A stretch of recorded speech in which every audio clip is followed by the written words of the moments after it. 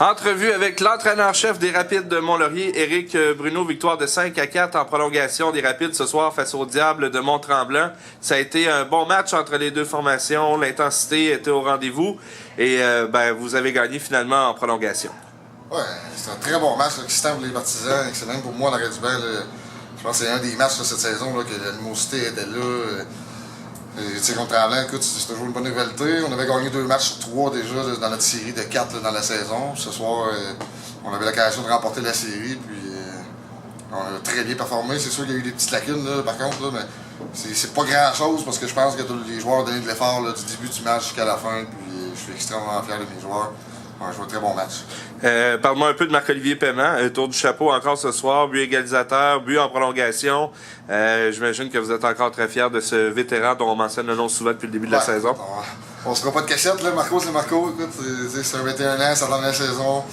Et présentement, 2e scoreur de la Ligue. Là, fait que c'est quand même, il est en bonne posture. Puis je pense qu'il serait capable. Marco, c'est un gars d'équipe pas mal. Il pense pas vraiment juste à sa fiche, mais Marco, c'est un très bon scoreur, talent naturel, puis en plus d'être un très bon vétéran, qui est capable de se lever quand c'est le temps, puis en fin de partie, c'est pas la première fois qu'il fait ça cette saison. Puis même entre la 2e et la 3e période, là, Marco est allé d'un beau discours à ses joueurs. Je lui ai laissé donc parler aux gars, puis on a vu ce que ça a donné en 3e période. Écoute, les joueurs ont répondu à l'appel. Son trio a fait un beau travail aussi. Là. Je pense que c'est une victoire d'équipe. Tout le monde a très bien travaillé, même au niveau de la discipline, là, que ce soit un joueur ou l'autre. On a vu à la fin de la 3e période, là, on avait encore notre franc-jeu, nous, puis à ce moment-là, c'était l'égalité.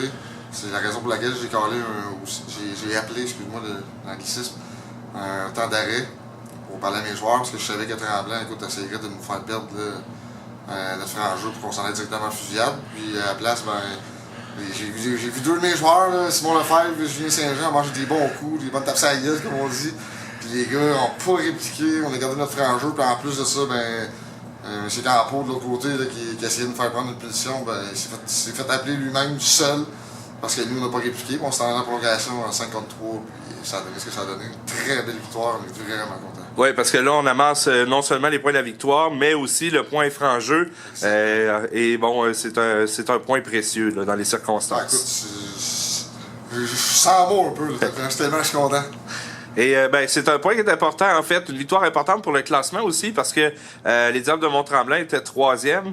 Donc, avec cette victoire, je ne sais pas si vous les rattrapez, du moins vous les talonnez pas mal.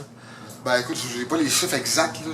On a vérifié justement avant la partie, mais je pense qu'ils étaient 4 ou 5 points avant nous. Là. Fait que là, eux ramassent 1 point, nous on en ramasse 3, c'est quand même, deux points d'extra qui sont très importants. Puis, écoute, on est rendu, si je me trompe pas, là, on est rendu à 5 victoires dans l'ordre de nos 6 derniers matchs. Puis la défaite qu'on a eue, c'est en fusillade, fait que ça va très bien, on est sur une bonne vague. On va essayer de garder. Notre travail en tant qu'entraîneur, à nous, tout le groupe, c'est de garder tout le monde sur la vague, puis que personne ne redescende jusqu'à la fin de la saison. Les Rapides vont pouvoir bénéficier d'une journée de congé. Vous n'avez pas de match demain, c'est pas arrivé souvent, ça, que vous jouez juste seulement que le samedi. Vous êtes en préparation donc pour le match de samedi prochain contre les Gladiateurs des Moulins. C'est la première fois que les Gladiateurs vont venir. À quel genre de match vous attendez? Est-ce que vous savez quel genre d'équipe c'est cette année? Écoute, c'est sûr que c'est une équipe qui a l'air à pas avoir beaucoup de franc-jeu, mais j'ai pas vu le match de eux, malheureusement, mais c'est une équipe, je crois, qui perd beaucoup de franc-jeu. C'est sûr que ça doit pas être évident. Là. Je pense qu'ils ont une fiche je pense qu'ils ont 5 victoires là, en 19 ou 20 matchs. Donc c'est sûr que quand tu perds, à un moment donné, ça doit pas être évident pour le groupe d'entraîneurs là-bas. Mais écoute, nous, la préparation reste la même. Discipline, travail, énergie, puis du début. Ce soir, là, ce que je suis content justement, c'est qu'on a travaillé 60 minutes. Je pense que c'était la lacune qui nous restait à corriger. Là, je pense que ce soir, ça a été corrigé. Donc ça reste encore là, dans les points à continuer à travailler d'ici la fin de la saison. Puis, pour contre des Moulins, la préparation reste la même. On ne connaît pas, ça va être la première fois qu'on les voit. Donc on va se préparer pour un match. Ouais, un match comme ce soir, ça va être intéressant pour les partisans. Encore une fois, une grosse foule ce soir, plus de 300 personnes environ, là, selon ce que j'estime. Donc, ça va donner le goût aux gens de revenir à l'aréna Jacques-Lesage contre des Moulins. J'ai même pas j'ai pas vraiment vu un petit peu parce que j'étais pas mal concentré. C'était un match quand même assez énergique. Fait que, je te dirais que quand on comptait, même en prolongation, la réaction de la foule, même mes joueurs, c'était incroyable. Là. Tout le monde se lançait dans les bruits un petit peu. Puis, il y avait du bruit, il y avait de l'ambiance ce soir, c'était vraiment le fun, c'était plaisant. Mais je pense que je suis sûr que c'était la première fois qu'ils venaient. Ça ne sera pas leur dernière. Puis les autres, je suis persuadé qu'ils ont aimé la prestation de nos joueurs ce soir. Merci beaucoup, Éric. Paquette, l'entraîneur des Diables de Mont-Tremblant. Ce soir, les Rapides de Mont-Laurier jouaient contre les Diables au Centre sportif Jacques-Lesage à Mont-Laurier. C'était le dernier chapitre entre les deux équipes qui s'affrontaient 4 fois cette saison. Victoire des Rapides par la marque de 5-4. Vos premières impressions sur la rencontre, ça a été un match assez intense dans l'ensemble entre les deux équipes. Oui, je pense comme d'habitude. Écoute, la rivalité est là, il y avait du monde à l'estrade, tout le monde avait répondu à, je pense, l'appel qu'on a fait ensemble cette semaine.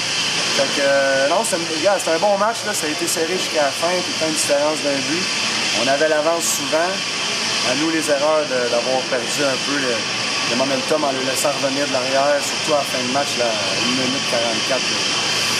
Vraiment nous fait encore mal, mais ça on le sait, puis à chaque match on se prépare pour ça. Puis, les bons joueurs, ils ressortent, puis c'est à nous de s'adapter pour le prochain match qui va avoir lieu peut-être en série de 9 mois, on l'espère.